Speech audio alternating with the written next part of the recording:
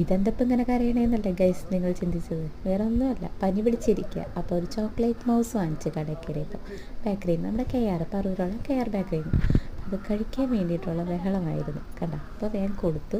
ഞങ്ങൾ രണ്ടാളും കോഫി, അവൾക്കും വാങ്ങിച്ചൊരു കോഫി, അതുകൂടാതെ ഒരു ചോക്ലേറ്റ് മൗസും വാങ്ങിച്ച്. നല്ല ടേസ്റ്റായിരുന്നു കേട്ടോ.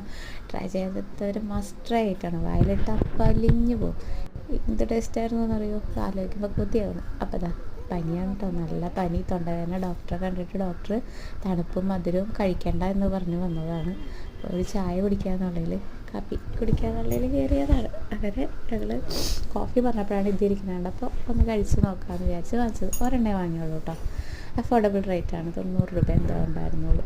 അടിപൊളി സാധനമാണ്. അപ്പോൾ വാങ്ങാത്തവരൊക്കെ വാങ്ങിക്കണം.